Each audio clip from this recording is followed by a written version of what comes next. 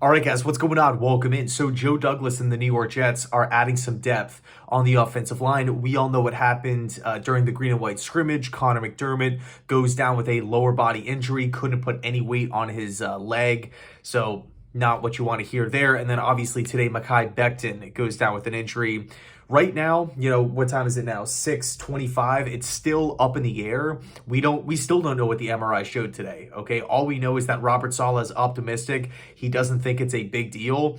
And he's knocking on wood that he's going to be okay. So still up in the air, but Joe Douglas again is adding some depth, bringing in Caleb Benenoch, he's really spent time in a lot of different places. Carolina, New Orleans Saints, Tampa Bay Buccaneers. I believe he actually had 2 stints with the New England Patriots, Buffalo Bills. Last year, he spent it with the Saints, and he was drafted back in 2016, 6'5", 305 pounds, primarily a right guard, but has played some right tackle.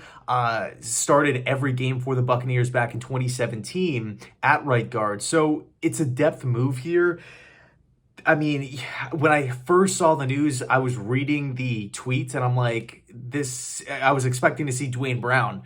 No disrespect at all to Benenoch here, but Duane Brown met with the Jets. It seemed like there was a lot of momentum there. Things were picking up as far as a potential 1-year contract.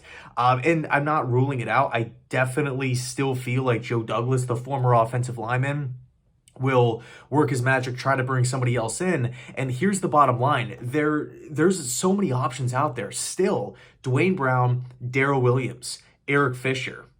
Okay, Nate Solder. I know he's not what he used to be with New England, but I believe he's still better than what the Jets currently have on their roster behind guys like George Fant and Mekhi Becton. If you want to go down the trade route, you could even look at an Andre Dillard from Philadelphia, a guy who's slated right now to not be a starter.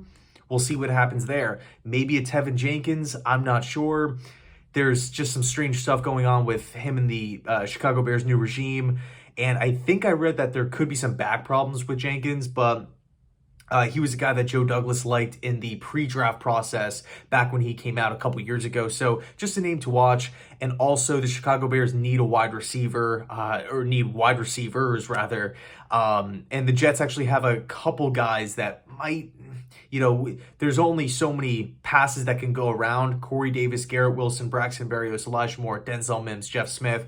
Maybe we can flip one of the wide receivers on, lower on the depth chart to Chicago to bring Jenkins in. But the only thing with Jenkins, I don't think it's a sure thing. Okay, so it's kind of a roll of the dice. But we'll see what happens with the tackle position. Jets are bringing in Caleb Benenoch, 1-year contract. Let me know your thoughts down below in the comment section. Thanks so much for watching. And as always, go Jets.